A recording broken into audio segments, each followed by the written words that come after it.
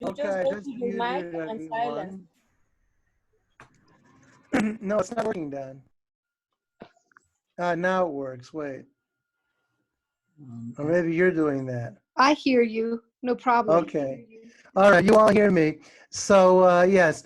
So last week we also saw that the Ramchal, Rabbi Moshe Chaim Luzzatto, was perhaps the greatest popularizer of Kabbalah in history. Okay? He tried to take something which was meant to be not understood, which was meant to be a secret, which was meant to be impossible to understand by anybody who wasn't worthy. And he saw it as his job to take this body of knowledge and present it in a way that is crystal clear, in a way that is organized. Kabbalah is not organized. In Hebrew that is understandable. Kabbalah is not in Hebrew, and it's in Aramaic actually, and it's not even in normal Aramaic, it's an impossible Aramaic. The Ramchal wrote his books in a pure classic rabbinic Hebrew that is crystal clear, even to those reading it today, even to an Israeli who picks up a book by the Ramchal. It wouldn't be that too hard to understand. And he tries to present it systematically, even though system is really the exact opposite of Kabbalah. Kabbalah has nothing systematic whatsoever about it. Kabbalah is a giant balagan. So the Ramchal, in the book that we began to read last week, he tries to take this balagan and make it into a step-by-step presentation of the Kabbalistic world.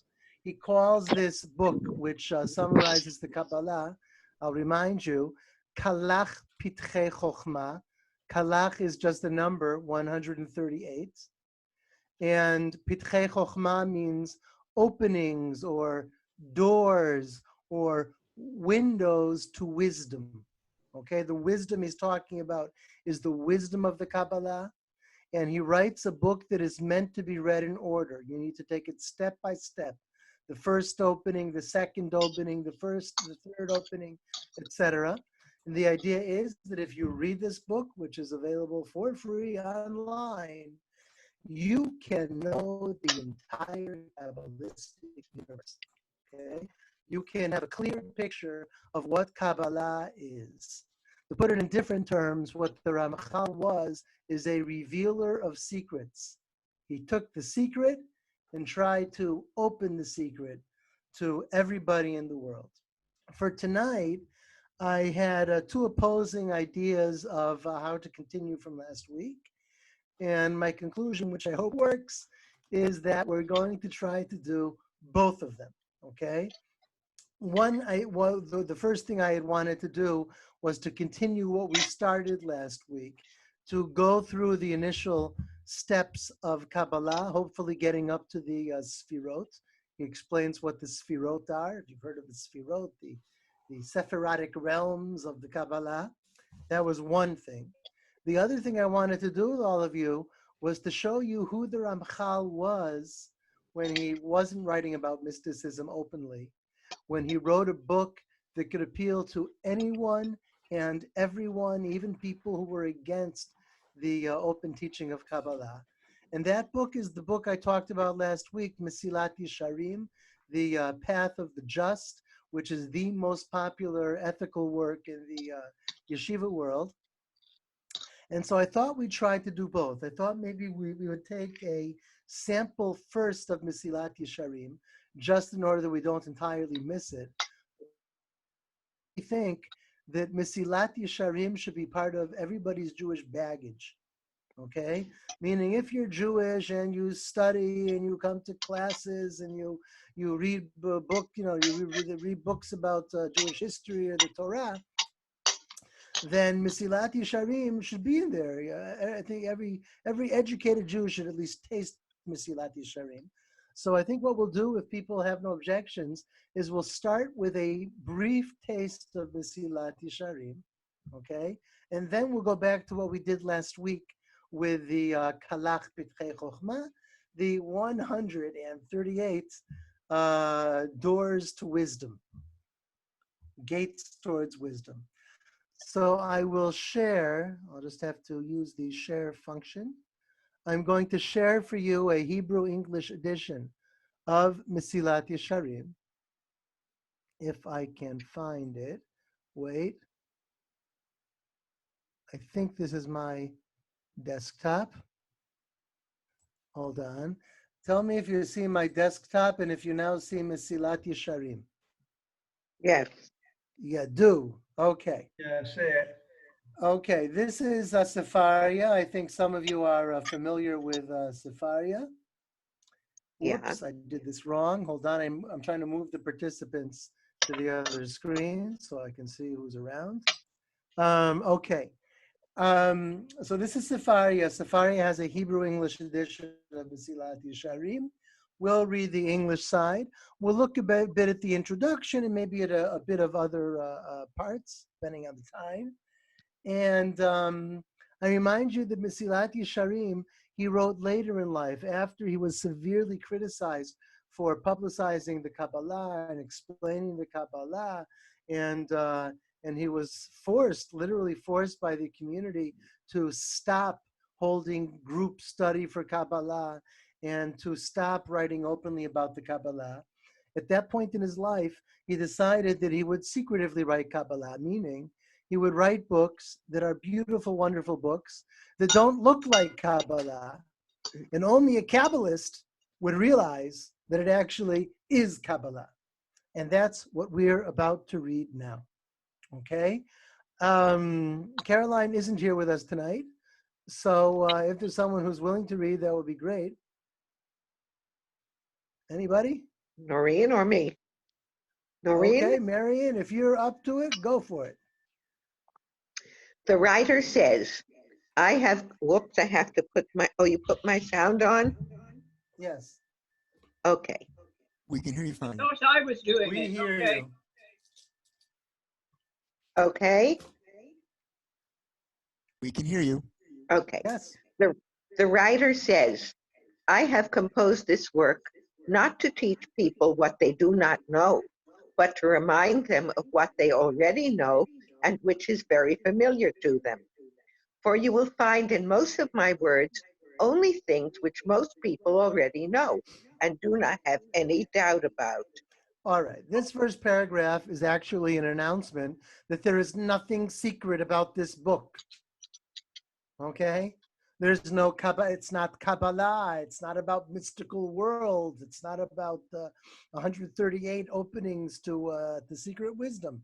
He's only going to write about things that everybody knows, but even though people know them, they often, and they have no doubt about them, they often forget or need to be reminded. Okay, think of our own lives. In our lives, we've learned all kinds of lessons about interpersonal relationships and about human behavior. We know these things, but does that mean we always act based upon what we know? The answer, of course, is no. And this book is meant to remind people, it's an ethical work, to remind people of what they should always remember, even if you already know it. Sometimes it's easiest to overlook the things that are perfectly clear. Okay, go on, please. Okay. But according to their familiarity and to the extent that their truth is evident to all, so too is their neglect very prevalent and forgetfulness of them very great. Therefore, the benefit to be gleaned from this book is not from a single reading, for it is possible that the reader will learn little that he did not already know. Rather, the benefit derived from this book comes from review and diligent study, for then he will be reminded of these things which, by nature, people tend to forget, and he will put to heart his duties which he hides from. Okay, this paragraph became widely accepted in the yeshiva world. I mentioned last week that in the yeshiva world at the end of the 19th century, began something called the Musar movement, the ethical movement.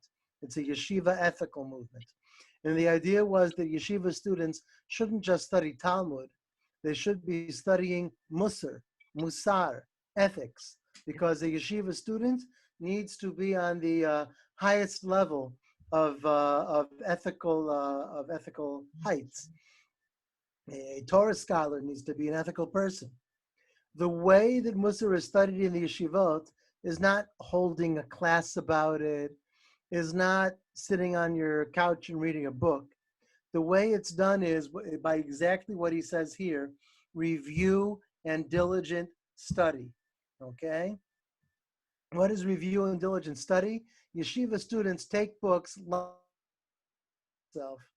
based on the advice that Marian just read about, and they take sometimes a paragraph, sometimes a single sentence about which they have no doubt, a single sentence that they already knew, but isn't deep enough inside of them in their character. And what they do with that paragraph or that sentence is they read it again and again and again. And sometimes when they read it, they shout it. And sometimes when they read it, they sing it. And sometimes they sing it and they shout it again and again and again and again. The idea being until you review it again and again and again like that, usually out loud, until it's engraved in your soul. And that is the way that Mesilat Yesharim is classically studied in the yeshivot, based exactly on the advice of the author in this paragraph. Okay, Mary, in 3. Okay. If you reflect on the current state of affairs in most of the world, you will see most people of quick intelligence and sharp mentality devote most of their thought and interest in the subtleties of wisdom and the depths of analysis, every man according to his intellectual tendency and natural desire. What he's mostly talking about here are Talmudic scholars. If you're bright, you study Talmud. That was the idea. Not if you're bright, you study ethics, because ethics, that's for children. Okay, 4.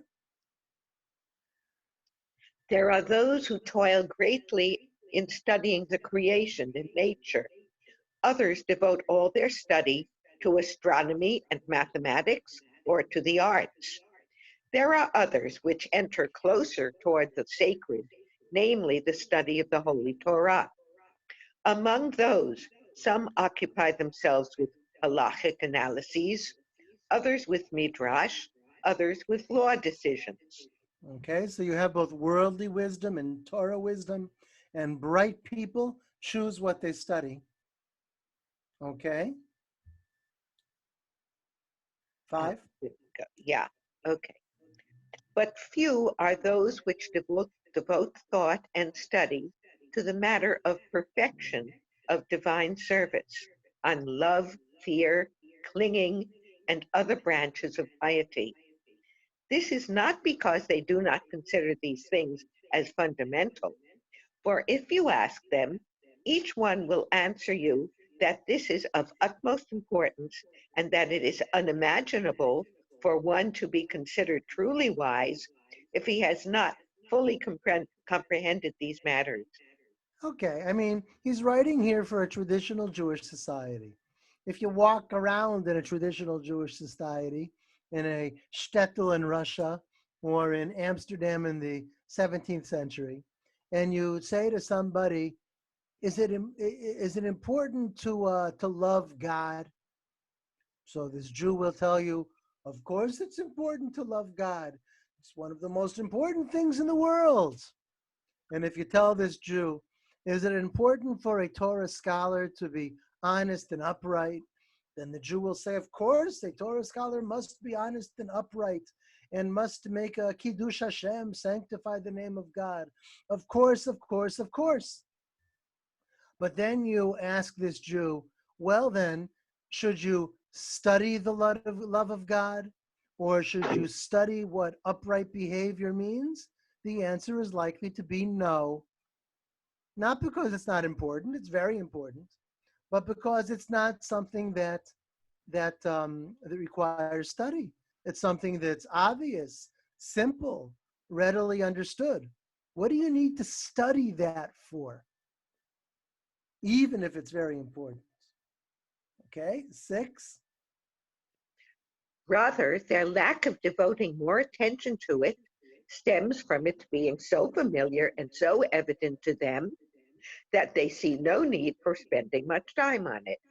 We just said, There you go, 7. right. Consequently, this study and the reading of books of this sort is left to people of not so keen, almost dull intelligence. Yeah. Yes, this was the state of the yeshiva world in the 19th century. The bright people studied Talmud. You made a name for yourself with your Talmudic expertise. If somebody sat in the yeshiva and studied a book like Mesilat Yesharim, well, that person, is a bit of a nebuch. Not quite that bright. If he was brighter, he would leave Mesilat Yesharim aside, leave ethics aside, and go become a Talmudic master. Okay, 8. These types of people you will find diligent in all this, not budging from it until the situation has reached the point that if one sees a person engaging in piety, he cannot help but suspecting him of belonging to those of dull intelligence. Okay, he's not making this up. This is real. Okay, this was the thing in his time, and it really is something in the yeshiva world in the 20th century. Okay, 9. The consequences of this situation are very evil, both for those who possess wisdom and those who do not, for it causes both types to lack true piety, thereby making it exceedingly rare to be found anywhere in the world. If you look down on people who study ethics and piety, then you're going to have a lack of pious people. It is absent from the wise due to their insufficient reflection on it, and likewise to the non-wise due to their insufficient grasp of it. Now that's very important. He said in the beginning, this is stuff that pretty much everybody knows. Now he's hinting that the people with less mental agility, okay, they may not fully understand the depths of the ethical works that they study. Okay, 11. 11. The situation has reached the point where most people imagine piety consists of reciting many psalms, very long confessions, difficult fasts, and immersions in ice water and snow. All are things incompatible with intellect and which reason cannot find peace. Okay, we have people like this today. Right? You're very pious. You recite psalms all day long. You confess. You fast. I don't know anybody who rolls around in the snow and ice water, but maybe you have those too. Yeah, In the Middle Ages, there were people like that. Okay, 12. I believe it. Things do after sauna.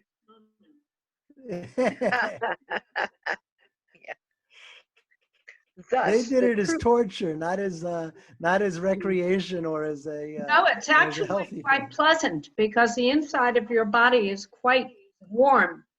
And to feel the ice on the outside of your skin and feel both at once is really quite nice. I understand what you're saying, Elisheva, and I know that there's people who do that. In the Middle Ages, though, apparently the people who did it, maybe because of their frame of mind, didn't find it to be pleasant, and they didn't intend it to be pleasant. And they didn't have sauna. They didn't have a sauna. exactly. That's Right. what it is. And I can say from having done it, it is. I don't know about where you've done Elisheva, but when I did it, it was a pretty miserable experience. It was like pins and needles over every every pore of my body. So I don't know. Maybe Did you do it in the United States? No, Finland. It was like minus Oh, 30 centigrade. In Finland, outside. it should have been okay. I lived in Finland for a year. That's where I Me did it too. all winter. We'll talk later. Me too. Right. Okay. I remember Well. there used to be something called the Polar Bear Club, right? Yes. They're Yeah. crazy. They're Yeah. crazy. Okay. All right. Well, actually, that's what he said in 11. He said these people are crazy. Any case, 12. Yeah. 12. Thus, the true piety that is acceptable and cherished is far from what our minds conceive to us. For it is obvious that which a person does not feel a responsibility to do does not occupy a place in his mind. Okay. 13. Okay. Although the beginnings and foundations of piety are already implanted in every upright person's heart, nevertheless, if he does not engage himself in their study, he will encounter its branches but won't recognize them, and he will tread over them without perceiving that he is doing so. Yes. Are you okay? Mary? Yeah, Oh, and he will tread over them without perceiving that he is doing so, right? yeah, I just read that. Okay.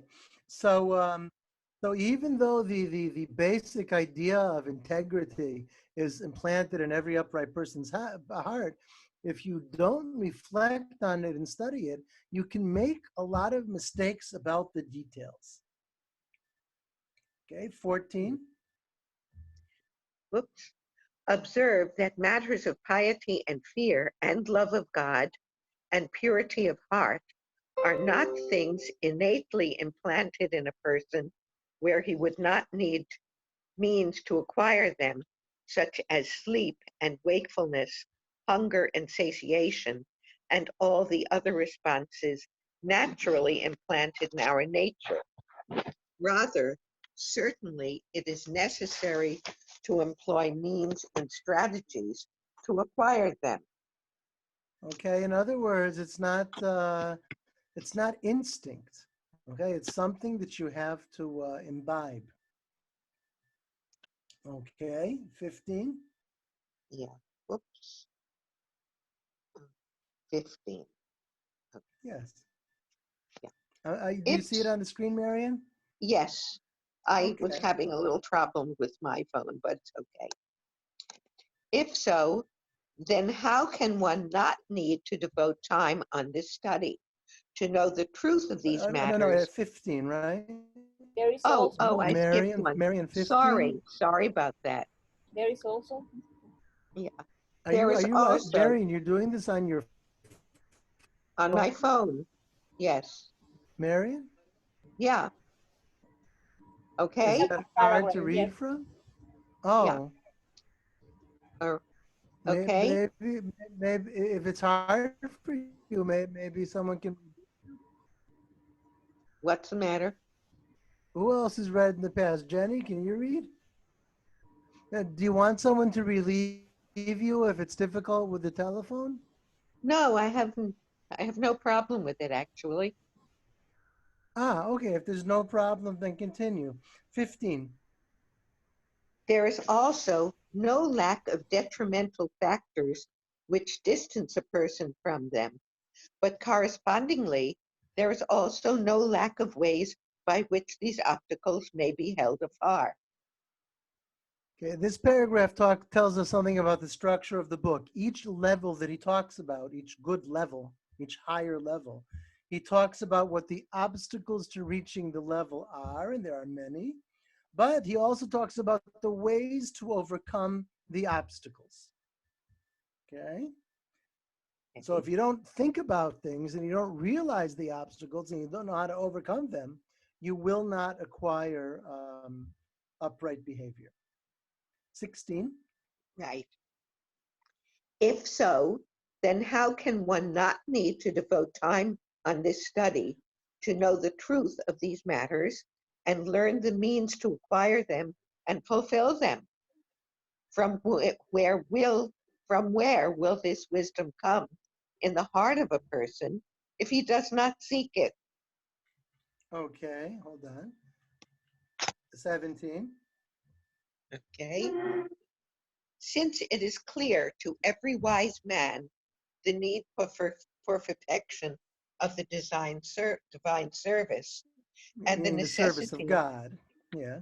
yeah, and the necessity for its purity and cleanliness, for without this is certainly not acceptable at all, but rather it is repulsive and despised, since the Lord searches all hearts and discerns all the imaginations of the thoughts.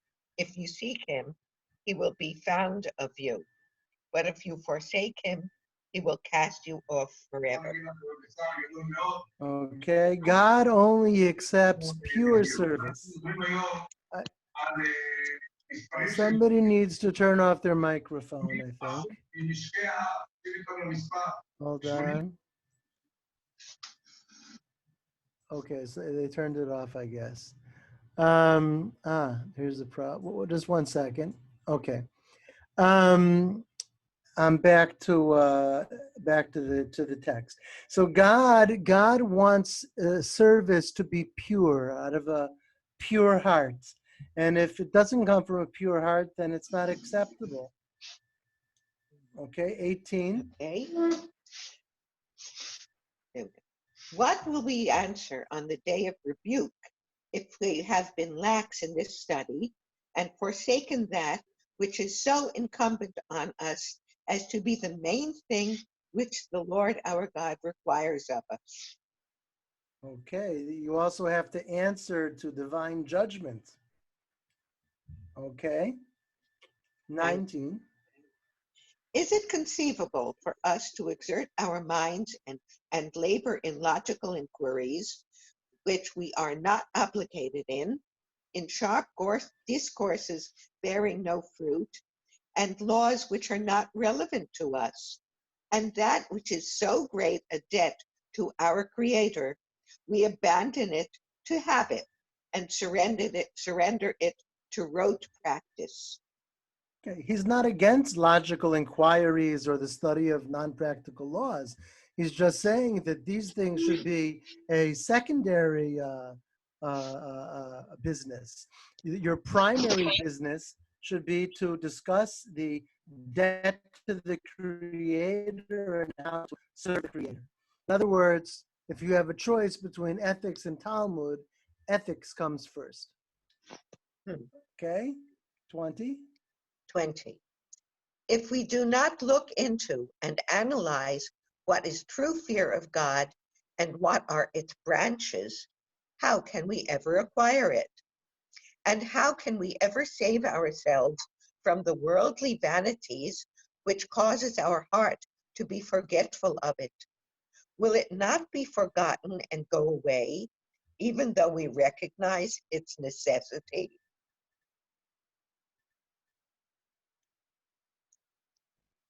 Yeah? It's enough in order to keep it.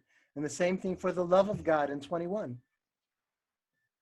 Likewise, for love of God, if we do not exert ourselves to implant it in our heart through all the means which lead to this, how will it exist within us? Okay, 22.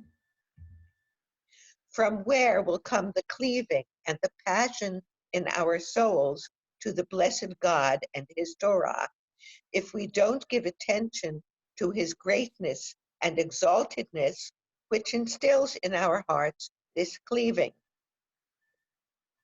Okay, 23.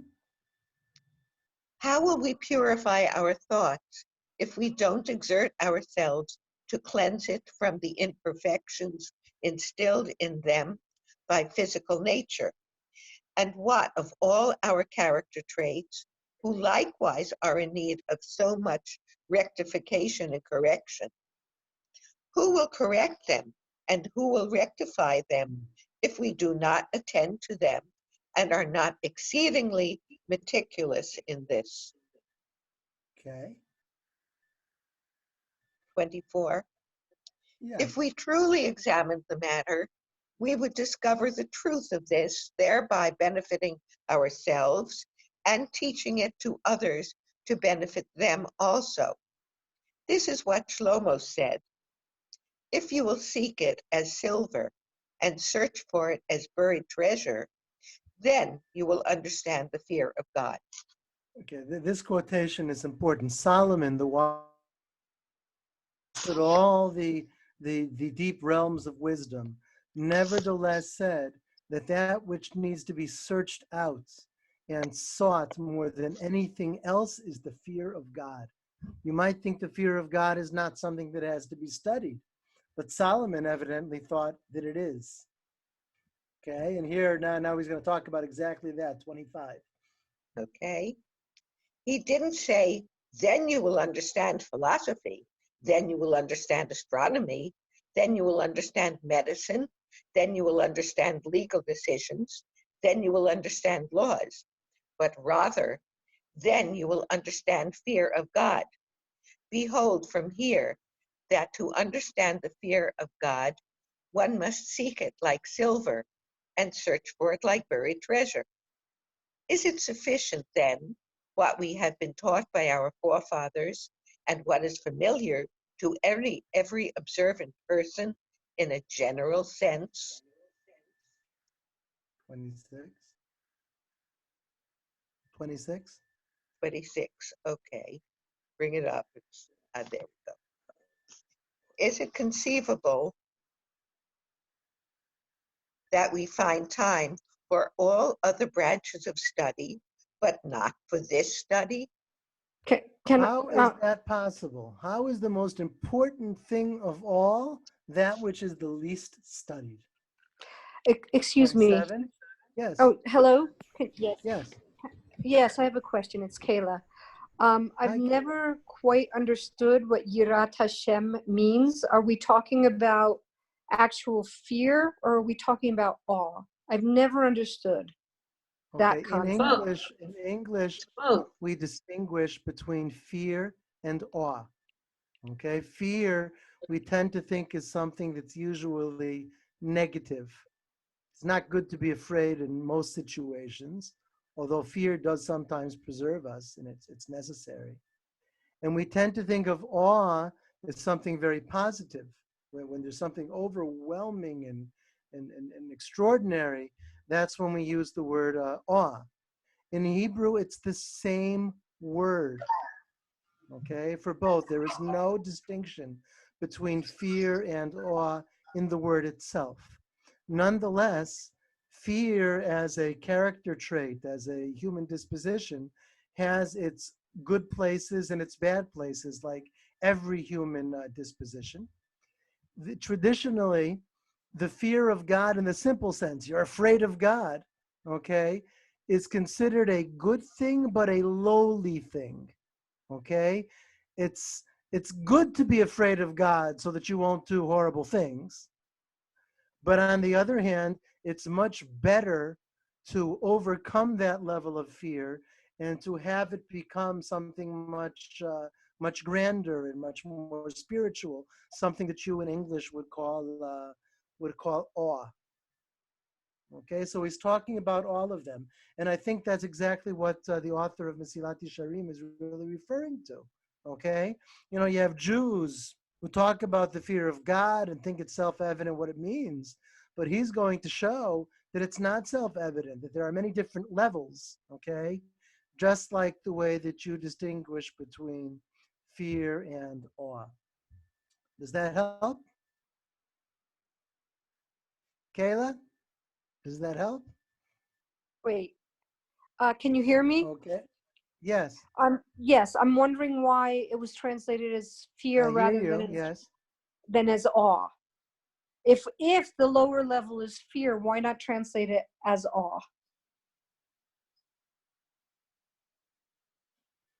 If the lower level is fear, why not translate it as awe? Because the word encompasses them all. Even the lower level is good.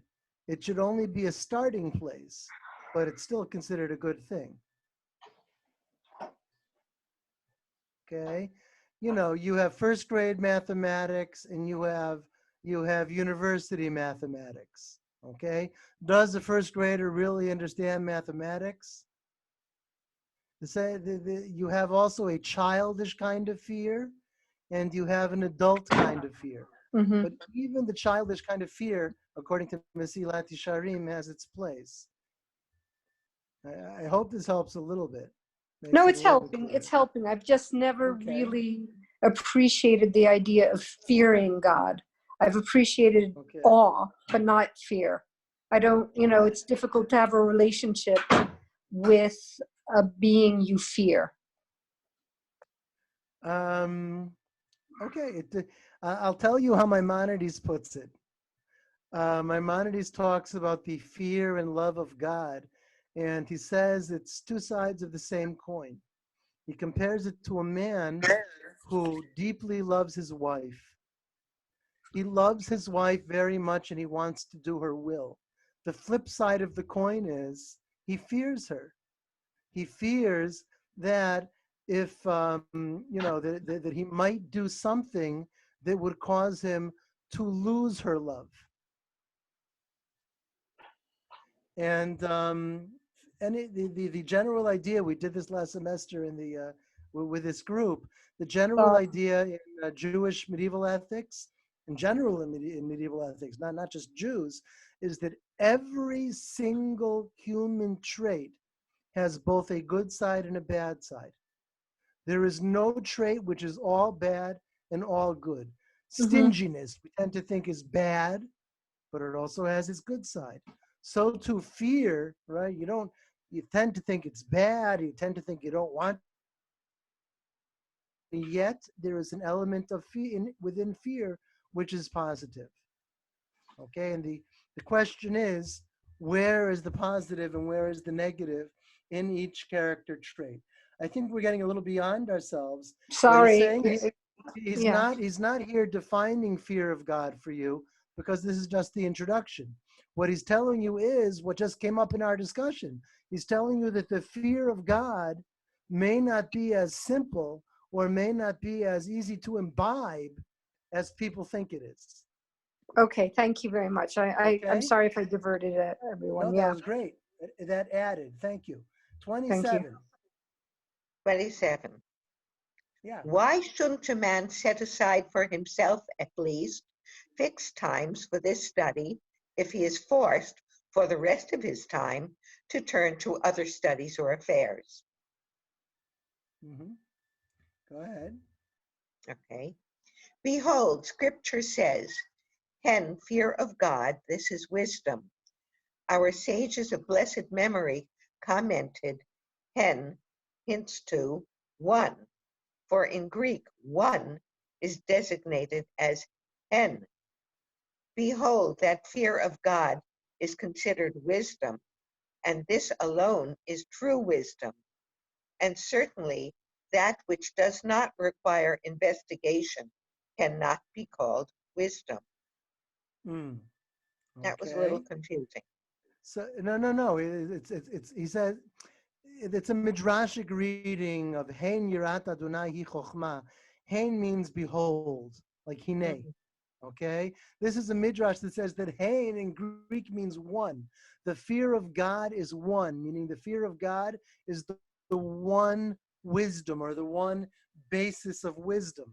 And then he says, hey, if it's the basis of wisdom, if it's the greatest of wisdoms, then it must require investigation like all wisdoms. It's not something simple like people think it is. Okay, 30, 29, excuse me. 29. Yeah. In truth, a great amount of analysis is needed in all of these things if they are to be known in truth, not as imagination and deluded logic. How much more so to acquire them and attain them? And 30. 30. He who contemplates into these matters will see that piety does not depend on those things which the foolishly pious think, but rather on true perfection and great wisdom. Okay. I think just given the time, we're going to stop here. He's saying that contemplation and reflection are necessary even for the things that everyone considers simple, that everyone thinks are well known, and that is what he devotes the book to. This book got into no trouble. Nobody tried to ban it or burn it or hide it or excommunicate it or anything like that. The entire book really is between the lines Kabbalah, but when you read it like we've just read it, okay, it doesn't seem like Kabbalah. I don't think any of you felt while we read this that we were reading Kabbalah. This book, I hope that you were all at least impressed by its clarity. Did everybody think this was pretty clear what we read? Pretty much. Very. Okay. Yes. Yeah, it's extremely clear. To me, this while Marion was reading, I felt like I was back in high school. Okay, Hmm. because this introduction to Mesilat Yesharim, I must have read it 100 times in like 9th or 10th grade. And that's what we did in yeshiva. In yeshiva, we had a half an hour every day for Musar study. Musar study, more than any other book, meant Mesilat Yesharim, and it meant reading it again and again and again and again and again. Hmm. And so it brought me back. This is what made Rabbi Moshe Chaim Luzzatto the most famous. Had he not written this book, his other books probably would have been lost or never would have really made an impact. But once this book became famous, once this book became widely studied in the yeshivot, it caused lots of its readers to say, hey, who's the guy who wrote this book and what else did he write? And then when they found out that he wrote a clear, step-by-step, organized introduction to the Kabbalah, a lot of them said, hey, I got to get a hold of that book. Okay? And this book, the book that we just read now, is what in effect saved the rest of the Ramchal's books for posterity. Okay? So I'm going to close that now and open back up the Kalach Pitchei Chochmah, the 138 openings to wisdom. Okay? If anyone is, maybe I should put the link back in the WhatsApp just so that people will have it if they need it. 1 second, it'll be there in half a second. Okay? If anybody wants to open it on their own device rather than sharing my window, that's fine. Okay? Last week we read the first chapter, the first opening to wisdom about God's existence, God's will, and God's complete control of everything. The question raised in that section was,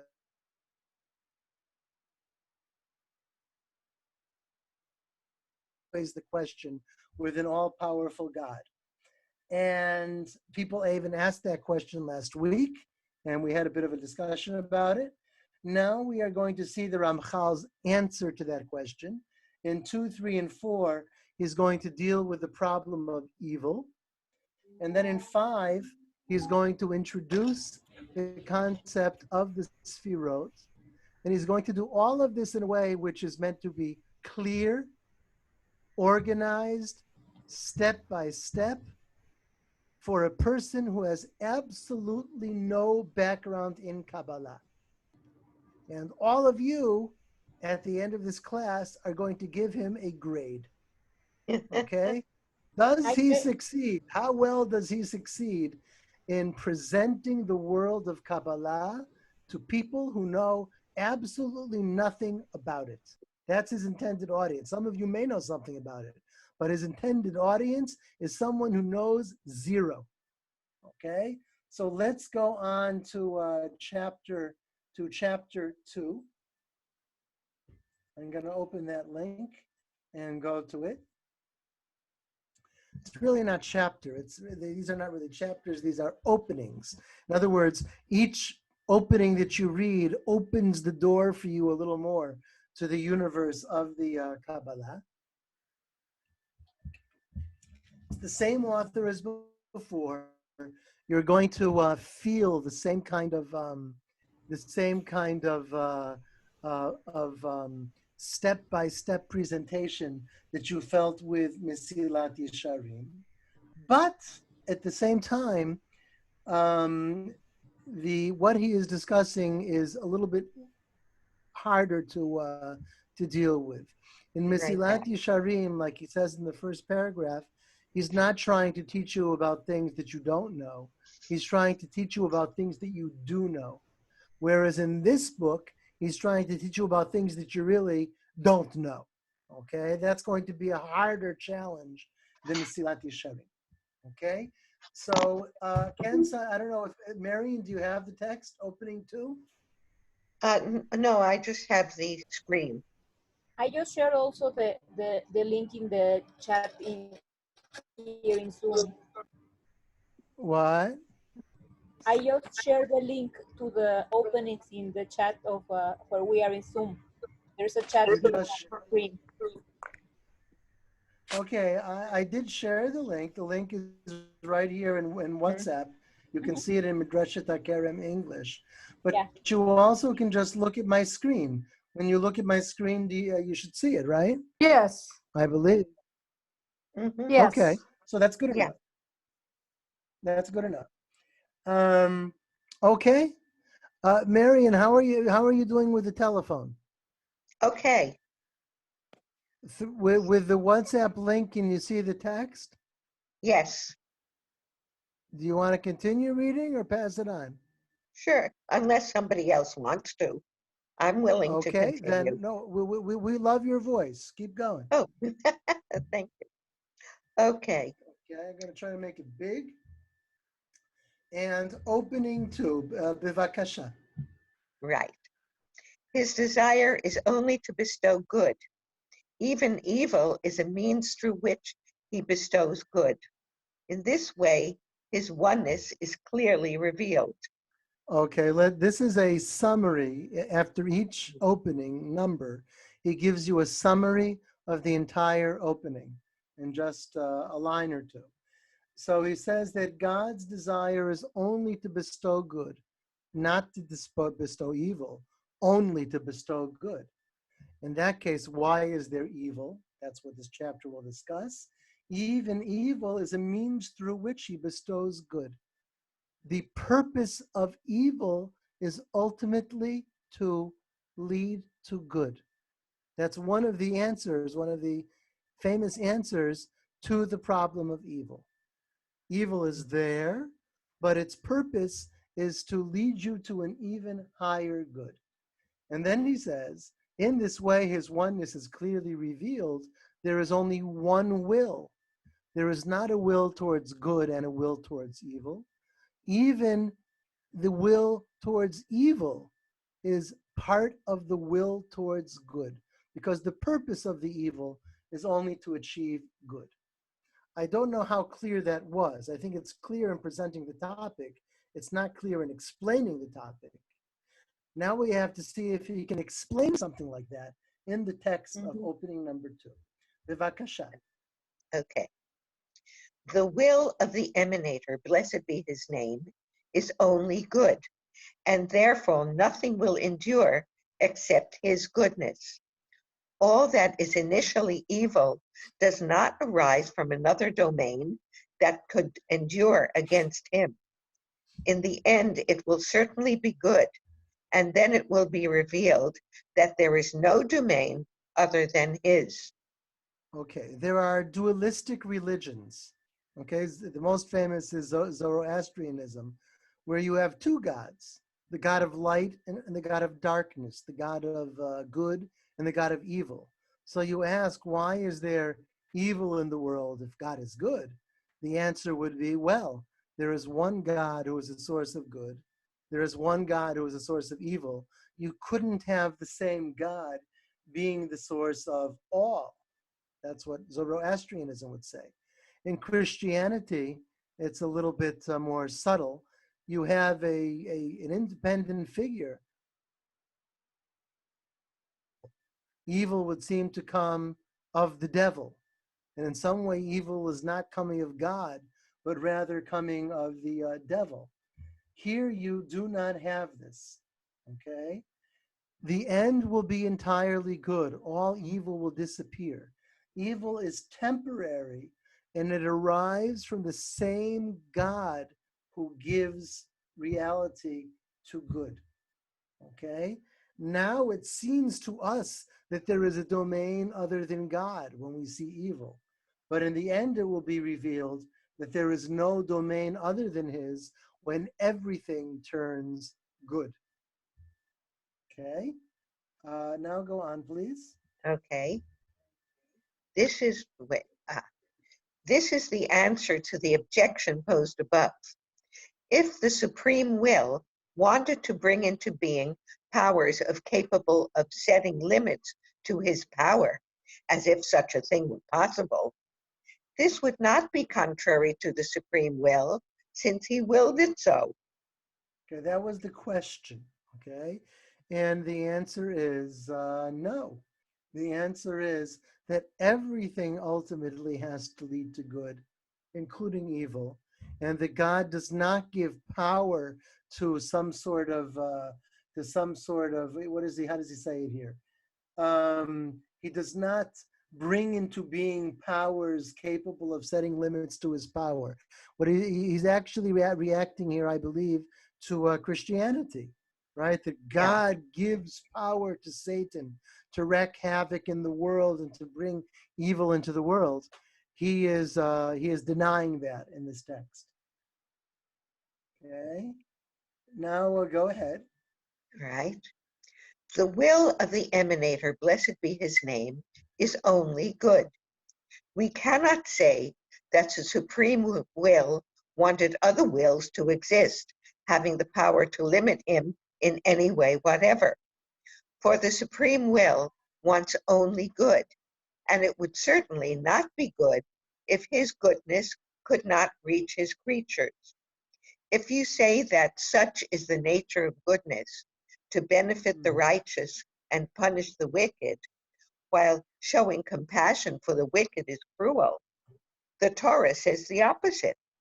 I will be gracious to whom I will be gracious, even though he may not be worthy. It is also written that the sin of Israel will be sought, but it will not exist, and the transgression of Judah will not be found. From here we see that it is God's will to benefit even the wicked. Okay, in other words, God not only wants to bring complete good in the end, but God wants to bring good to everybody. Okay? It's not that God wants to bring good to the good and evil to the evil.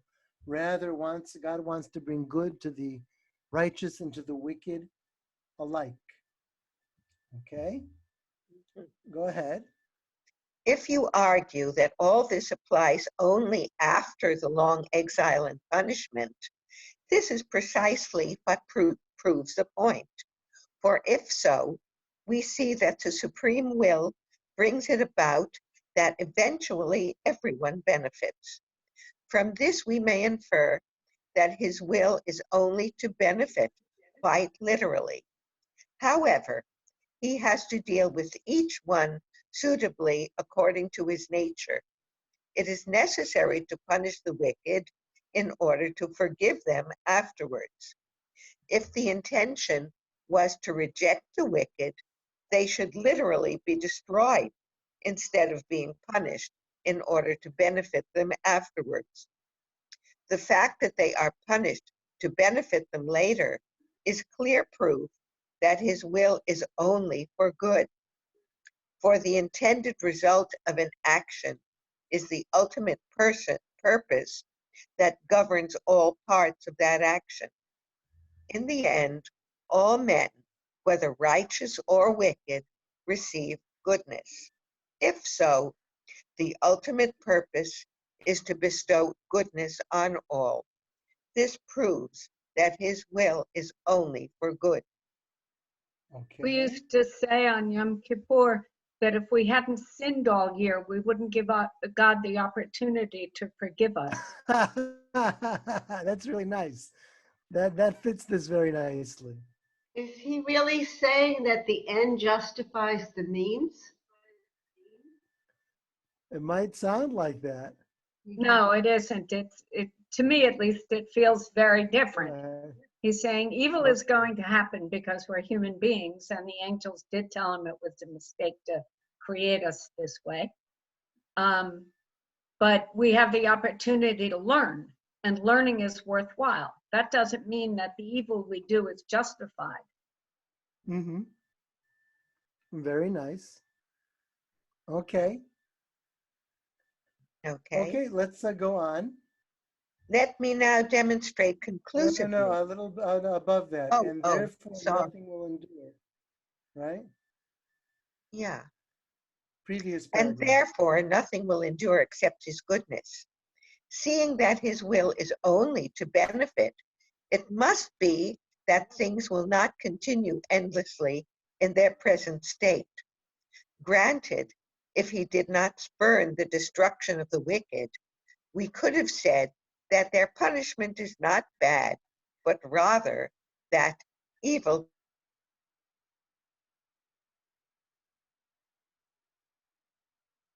as discussed above.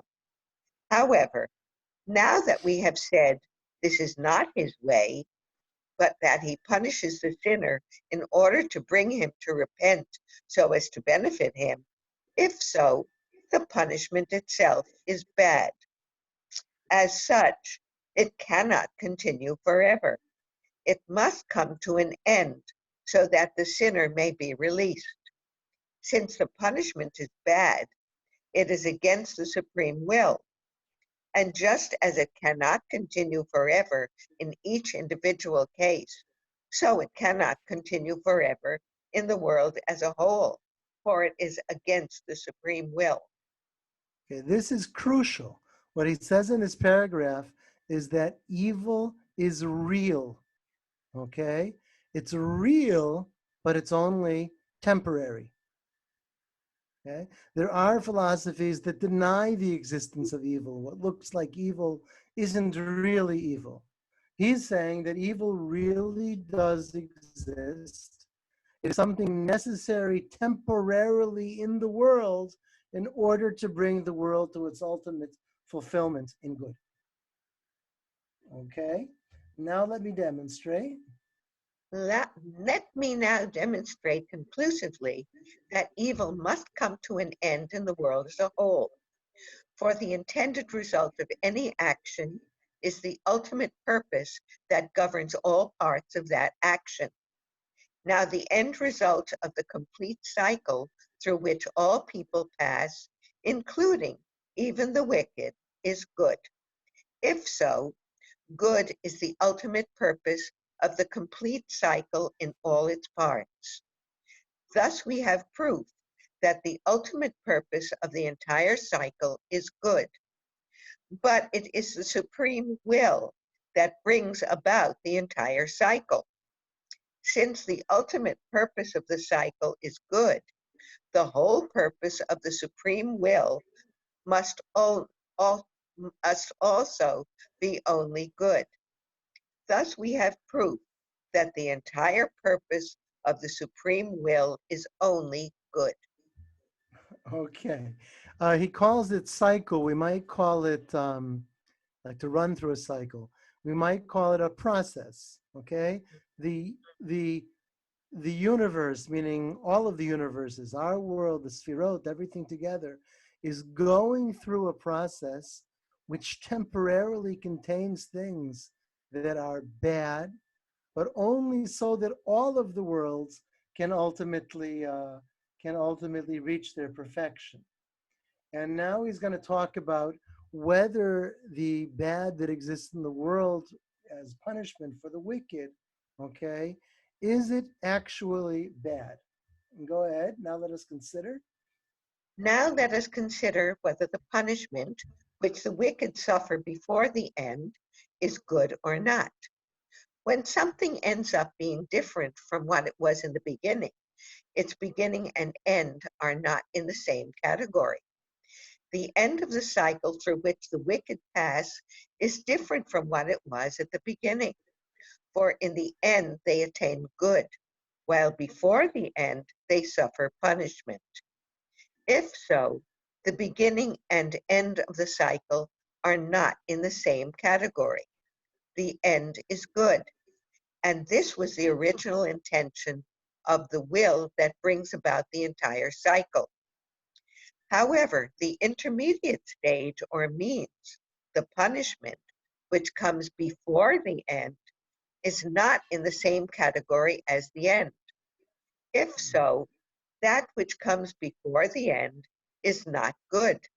It is not what is initially desired by the will that brings about the cycle.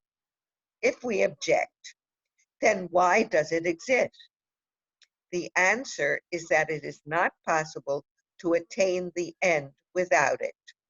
If it were possible to attain the end without this means, it would not be fitting for this intermediary to exist.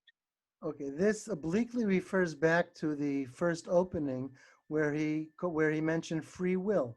Okay, it is not God's will that people choose evil and then get punished, and then there's temporary bad. That's not God's will. But it is God's will for the process to reach its conclusion. In order for the process to reach its conclusion, people need to have free will. Okay?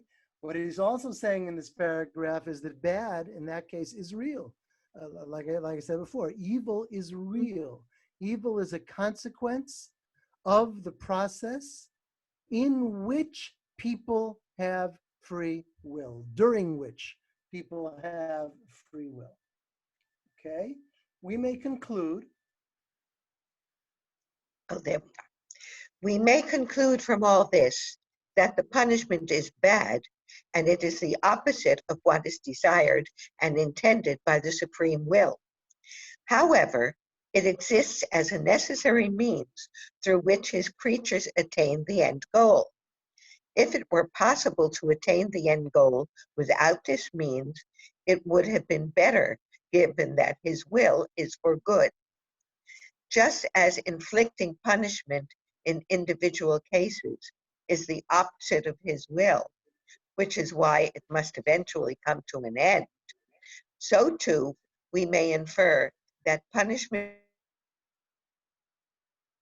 is also against the supreme will and must change in the end. Okay. Since? Marion, since? Yeah. Since the supreme will planned that all the individual components of creation will attain good in the end, it must be his purpose to bring the entire world to attain only good in the end. Just as he created punishments sufficient to bring each individual to receive good in the end, so he has the power to create a kind of punishment, or whatever else it may be, for the entire world. And that is evil at first, but ends up being good. It is certainly true that his will is only for good, and this is what we must endure forever, and that what must endure forever. For his power is forever, and only his will holds sway.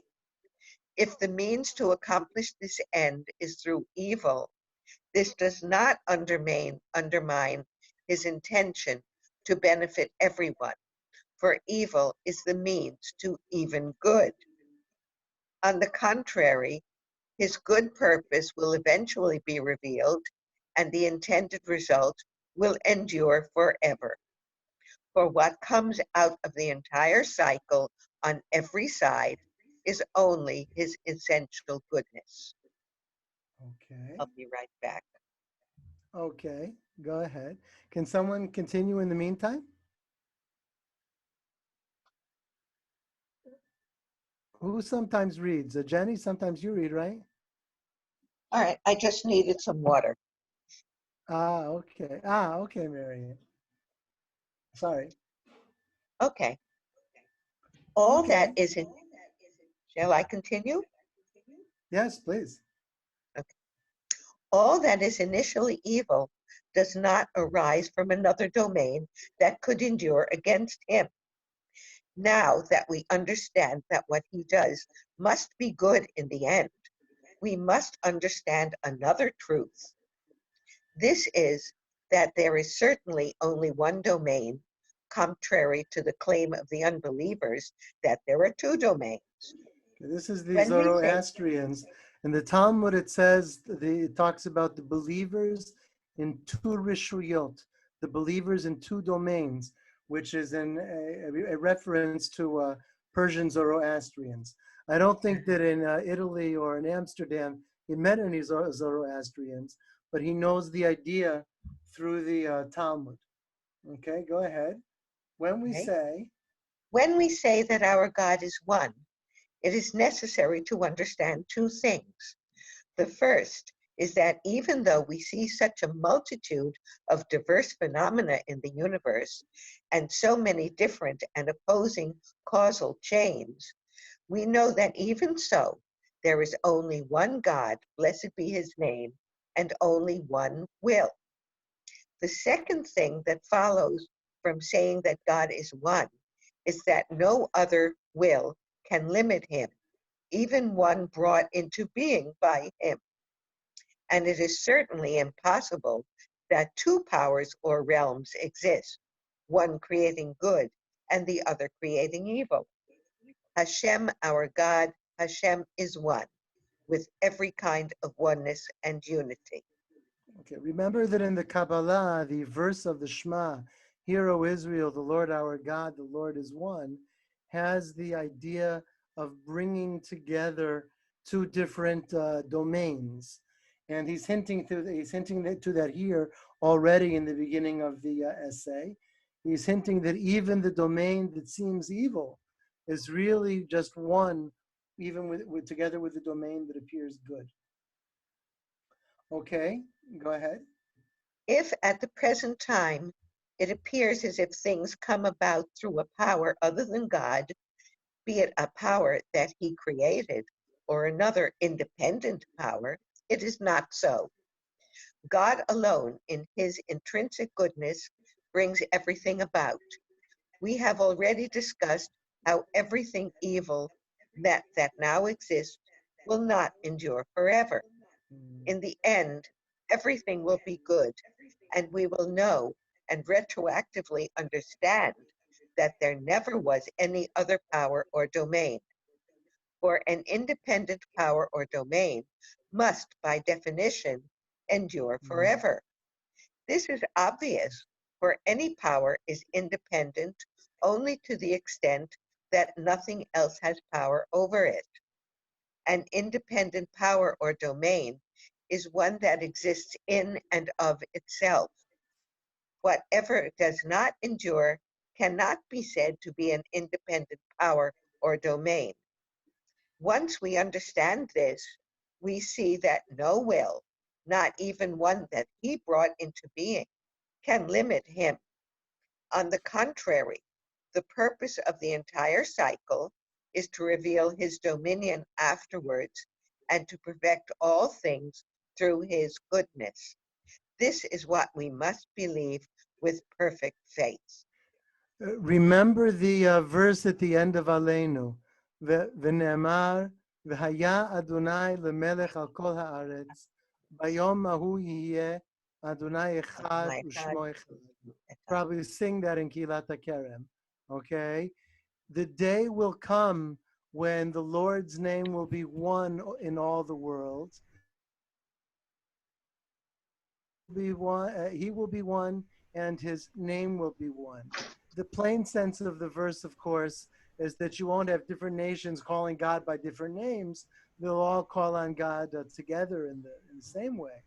But the way he understands it here is that in the at the end of times, the universe, which seemed to be so diverse and have such contradictory elements within it, will be understood to be one. And its creator is the creator of all of these different contradictory things, most especially the realms of good and evil. Okay? This makes me Now we're think going to about talk about studying Kabbalah. Yes, excuse me, yes.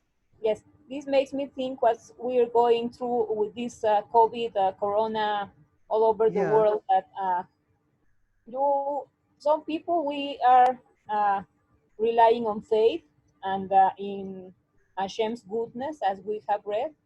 But some people that don't rely or don't have that faith or hope, let's say, they are very scared, like fearful, and some people even thinking that the world is going to end and they're dying, and these bad things have developed very interesting ways of some people Mhm. being forced to put to war their neighbors, like as we have seen in some of the media, what's going in Spain and different places, like people singing and sharing, and the ones that have let's say, better health, being uh, taking care of the elderly, and so it's very sad and disappointing to face the fact that many are pushed to think others through this, let's say, virus or health situation. We should do that as what we have been reading, as not just we have the faith, we have the knowledge, we have the Tanakh, we are believers, and but sometimes not everybody bears fruit. So Uh, you got cut off. this is something that Simcha, you got cut off in your last couple sentences. I hope that this will continue being ourselves created as the image of Hashem, one besides the boundaries, and not only because we are pushed to something that we have to, but willingly. Mm-hmm. Well, thank you. Okay, that it takes this what we're reading about, which sounds kind of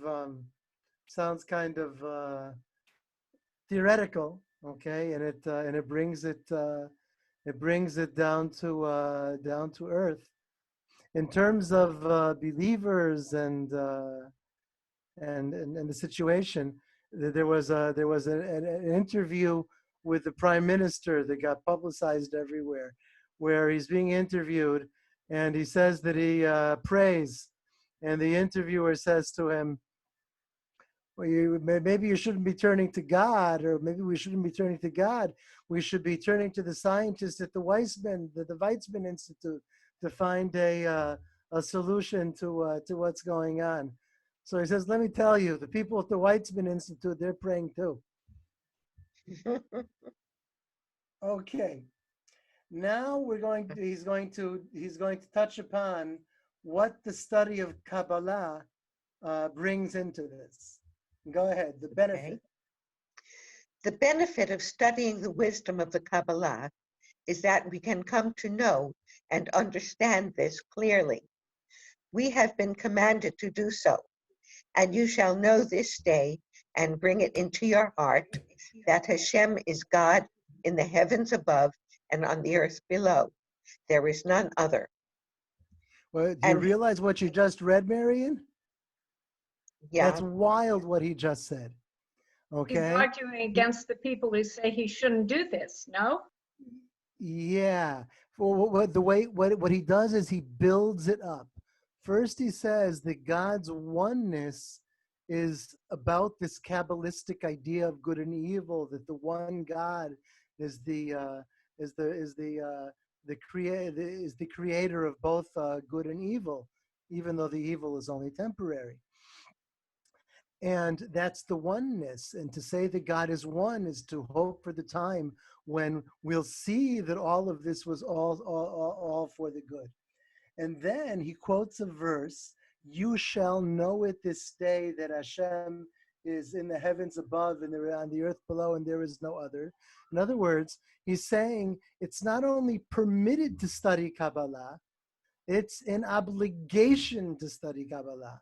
Because if you don't study it, then you will not truly understand that God is one. Mhm. Okay. And how will we understand And this? how will we understand this? When we understand how the entire cycle of the universe is governed from beginning to end, we will then see clearly how it is that everything comes only from God. Blessed be his name. The purpose of everything is that only his good desire to benefit will endure forever, and nothing else. The very things that today perplex us and cause the wicked to stumble into heresy will in the end reveal this truth to us, showing us his true ways. Wow, I don't know if everybody realized this, but what you just got from Marion's reading was a definition of Kabbalah. Okay, at least according to the Ramchal. The definition of Kabbalah is this. He posited already that at the end of times, everything will work out for good and everyone will benefit and will be able to see how it is that even the bad serve the purpose of good and it was only temporary and all of that. But now it's hard to see it because we're not at the end of the cycle, at the end of the process. We're in the middle of it someplace and it's very hard to see where it's going. That's what he said before. Now he added the punchline. The punchline is, what do you get out of Kabbalah? We're not living at the end of times. We're living now. What the Kabbalah gives us in the now is to understand the entire process, the process as a whole, even while we're still in the middle of it. Okay, that's what Kabbalah is about for the Ramchal. To understand God's plan for the universe and where it's going. Okay? From this discussion, we may clarify two aspects of the evil that apparently exist in the world now. The first is that it does not emerge from another domain or power, God forbid, that could exist against him. The second is that in the end it will be good.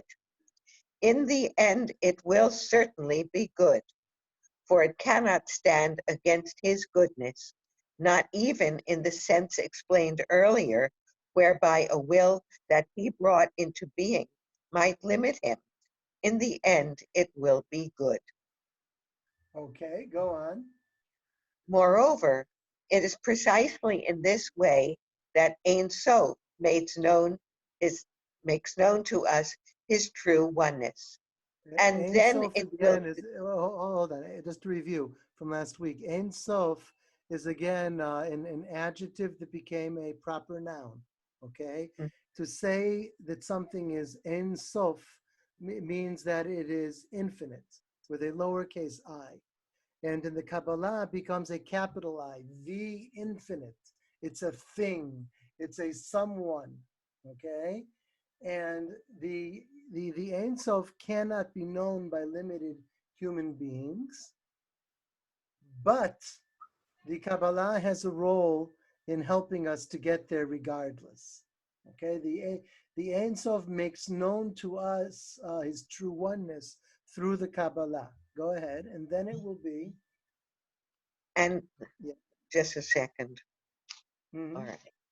And then it will be revealed that there is no other domain but his. Had he simply given his creatures an immediate understanding of his perfection, they might recognize his complete perfection inasmuch as he revealed it to them, and understand his great majesty and glory. But this would not have refuted the principle of the unbelievers in earlier generations that it is impossible to understand a thing except from its opposite.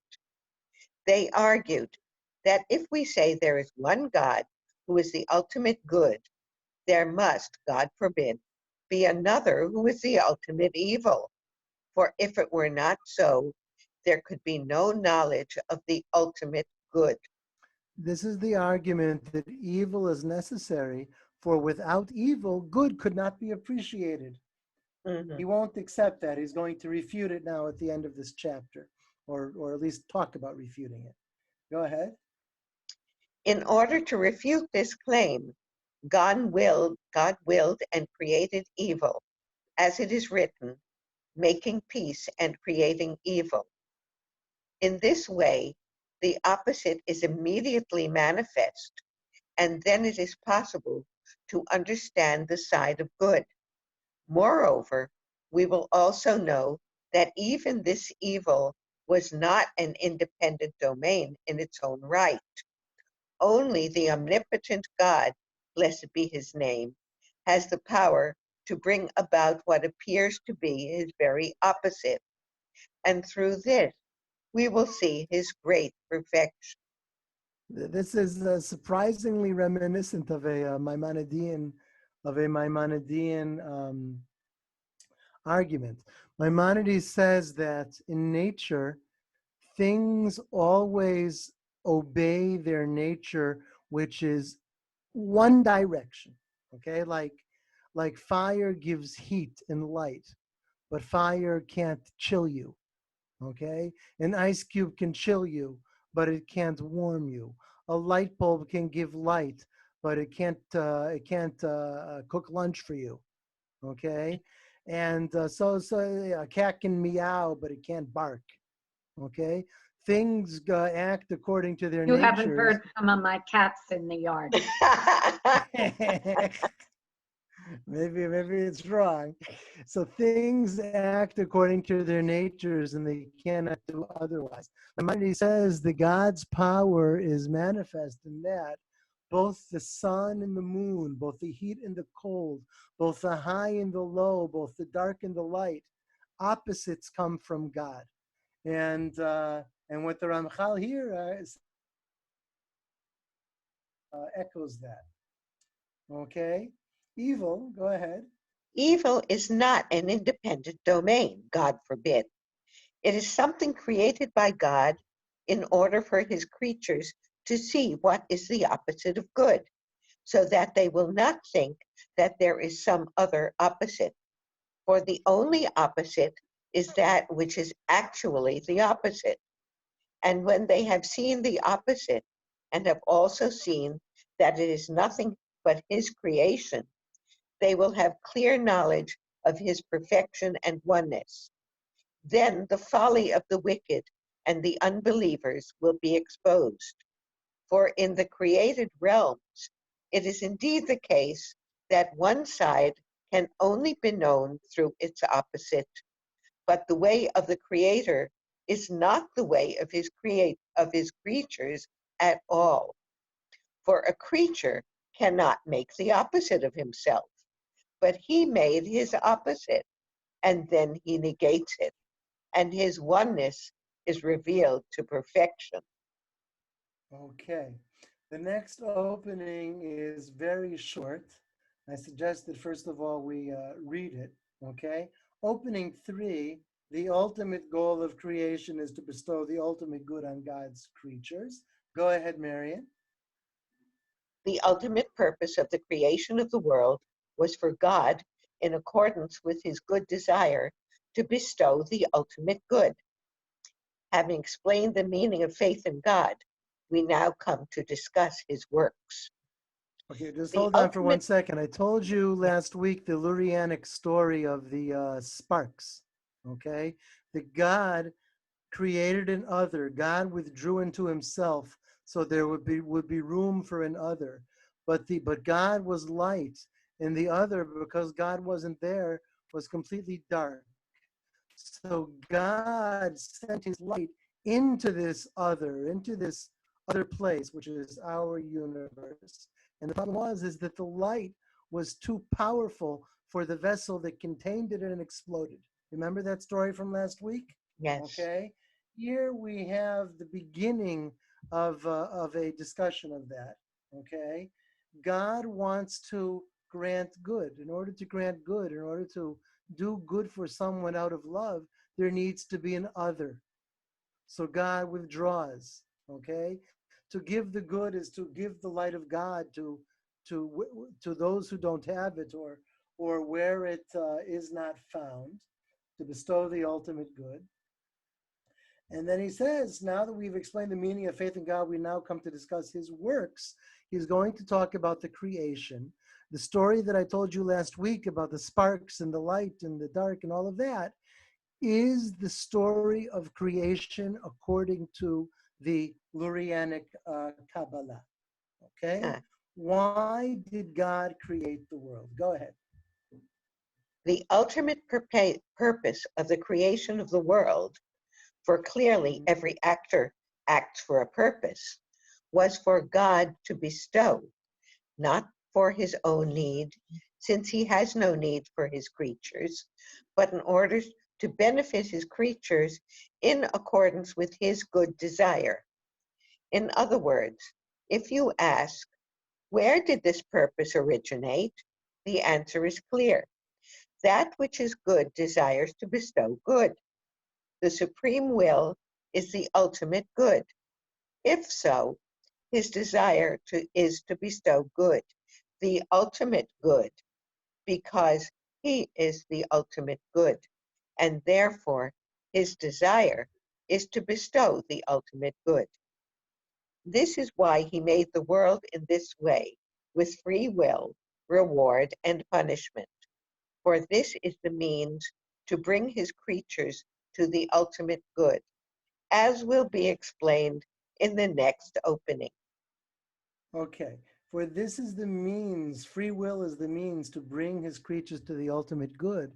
The ultimate good is only something which can be earned. If you don't earn it, it's really not that good. And I think in life we find this a lot of the time. Okay, that's what the next opening is going to be about. I don't think we'll have time to read it, especially because I wanted you to at least taste what he says a little bit about the Sfirot. So I'm going to do something dangerous. I'm going to try to read the summary of this with you, and then skip to the next opening so we can look at the Sfirot at least a little bit. His desire to bestow, yes. Someone spoke. No. No? Okay. His I desire think to bestow that, good to... sorry. Yes. Sorry. Kayla typed something in the chat, like she had a comment and a question. Kayla has a question? She wrote it in the chat. That's why I put it in the chat. No, I put it in the Simcha. Oh, it's Simcha, good to... I put it in the Okay, chat. I'm so... Yeah, I put it in the. It's okay. I put it in the chat because I didn't want to divert. That's fine. Anyone. I just need to open the chat. Hold on. Here's You know, chat. it was just like, it was random. Okay. So it's not 100% necessary. It was the question of God's acts of God Okay, Kayla, versus punishment.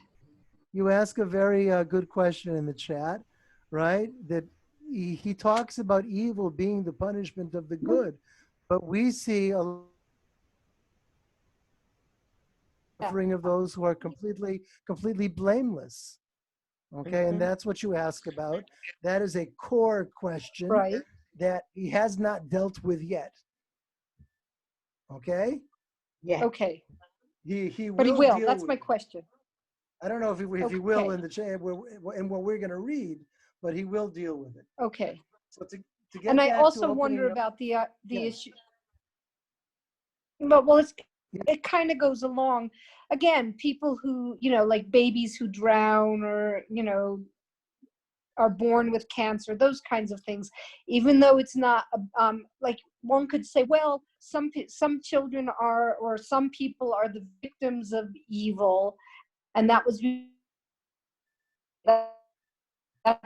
one thing. But then there are other things that look like acts of God, per insurance policy language and so on. And so that's actually something different. And again, just a question of, I'd be interested in knowing which openings actually do deal with these things, but that we don't have to answer that today. Okay. What I can tell you is that all of the openings, they have summaries. You can skim through them and see where he's going to address various things. Okay. Okay, what thank I'm you. really hoping is that now that we've spent 2 classes on the Ramchal, that just like for Judah Halevi and for the Maharal of Prague, that this will be a taste that will get some of you to continue reading. And I would suggest, by the way, that with the Ramchal, it's easier to do that than for Judah Halevi or the Maharal, because the Ramchal makes every effort to be clear to those who don't have a background in Kabbalah. Okay, so opening number 4. His desire to bestow good to perfection through the revelation of his oneness is the cause of the deficiencies in the world, which create the conditions for man's service. In order for man to use free will, there have to be conditions that test free will. The revelation of his oneness is itself the reward. Okay? And I'll just read the first paragraph. The Ein Sof, blessed be he, wanted to bestow complete good, so that its recipients will not even be ashamed. He planned and calculated how to reveal his perfect oneness in actuality, for before him there are no barriers or deficiencies. Accordingly, he established the system of government that he follows, in which eventually evil actually turns back into good. Initially, he gave a place for evil to do what is in its power, but at the end of everything, all the damage is repaired and all evil turns back into actual good. And thus his oneness is revealed, and this itself is the delight of souls. So there may be some discussion in this chapter of challenges. The next opening that I wanted to do with you, I didn't want people to miss this, is to actually start reading something that openly sounds Kabbalistic, meaning a discussion of the Sfirot. What the heck are the Sfirot? We talk about higher universes, more spiritual universes. Last week I told you about the reflection in the mirror versus the reality, and that we're the reflection, the Sfirot are the reality. All of these are metaphors that may or may not bring the concept home to us. And the Ramchal is going to try to define in this chapter, in this opening, what the Sfirot are. He says initially, the Sfirot were an innovation in that they are visible lights, whereas Ein Sof is not visible. Okay? Remember the story I told you of God creating a space where God was not found, so that there would be an other, and he sends the light. Okay? The other cannot sense God. There's no contact between them. The contact is made when God sends light into that space. And then the light explodes and everything. Okay? When God sends light into that space, it makes the contact. The light can be seen. The light can be observed. In other words, the Ein Sof, the infinite, cannot be grasped by a human being. God wanted some kind of a contact, and God created these lights to be the vehicle of the contact. Or, as he states in the first sentence here, the Sfirot are lights that were permitted to be seen, which is not so in the case of the simple light of the Ein Sof, blessed be He. Notice that the light of the Ein Sof, of the infinite, capital I, is simple. There's no contradictions. There's no variety in it. It is all clearly one. Whereas the Sfirot have all kinds of plurality, all kinds of opposites, all kinds of tensions, okay? The Sfirot are a very complicated set of universes. And us human beings, we're complicated. We're not simple. We cannot comprehend the simple light of God. But we can comprehend lights that represent variety.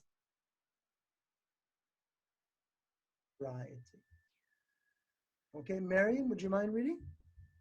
Sure. Will we start? The proposition, yeah? The Mhm. proposition consists of two parts. Part one, the Sfirot are lights. This tells us what the Sfirot are. Part two, which is not so in the case of the simple light. This tells us in what way the Sfirot are different in their nature from Ein Sof. For in order to understand the Sfirot, it is necessary to understand in what way they were an innovation that was introduced for the sake of the creation. This is explained in part one. Initially, however, there was only Ein Sof, blessed be He. If so, in order to know the Sfirot, it is necessary to know what was new about them that was not so originally, and which is not so in the case of Ein Sof. Okay, to state this in a very different way, to understand the nature of the Sfirot is to understand the beginning of the process of creation. He talked about a process that has a beginning and an end. In the end, everything will be revealed to be good, like in the openings that we read. But now he's starting at the beginning. Okay? The Sfirot, or the appearance of the Sfirot, is the beginning of the creation of the universe. We'll have to stop here, okay? I beg your pardon. I see that Noreen already had to go and take care of, I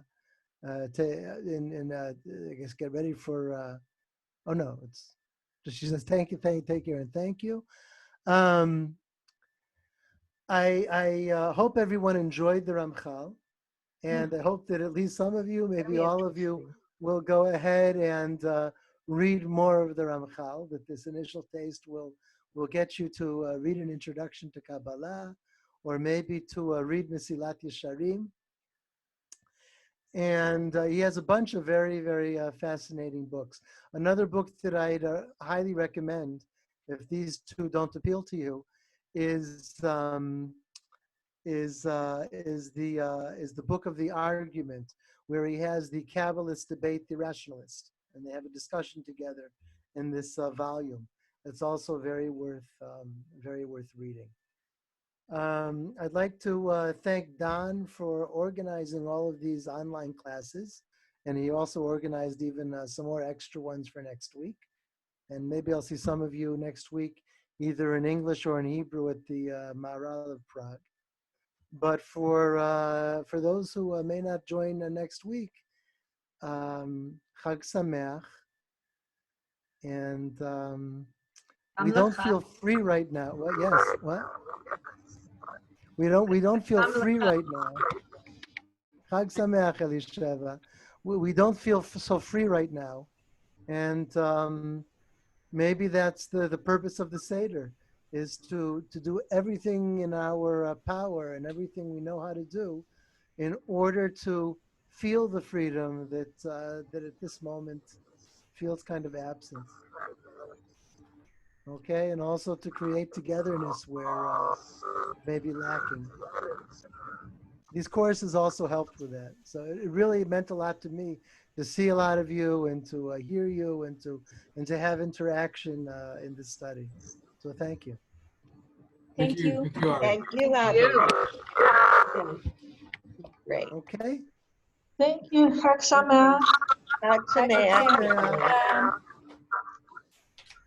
Lila, Chag Sameach. Laila Tov. Laila Tov. Kayla, get back to me. What? I'm asking Kayla to get back to me. Okay, Kayla, get back to her. Get back To whom? I'm sorry, I did to whom? To To Elisheva? Elisheva. Send me on chat your WhatsApp number and we can talk. Yeah, okay, we'll talk.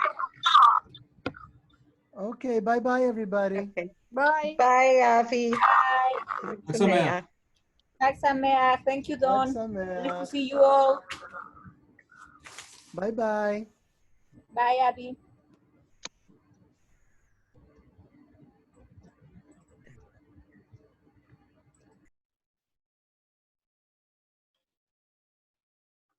So long, everybody. Yeah. I'm going to end the meeting. Yeah, I'm trying to. Did you want to exchange notes there, Elisheva?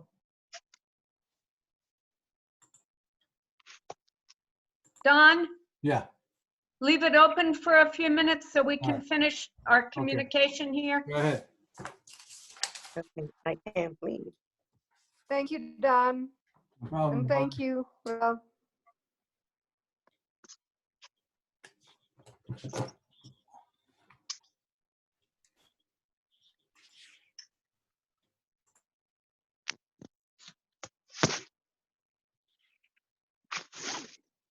Elisheva? Elisheva, are you still there? I'm still on. I can't get off. Yeah. Good. And I gave you mine, correct? You have it? All right, let me take that.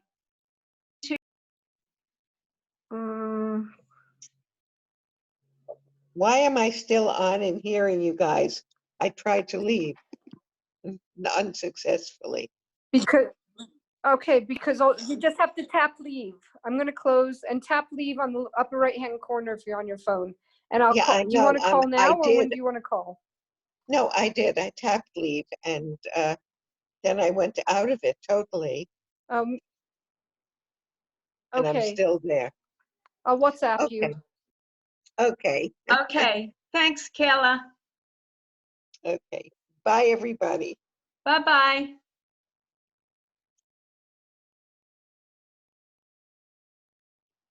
You got my number, Kayla?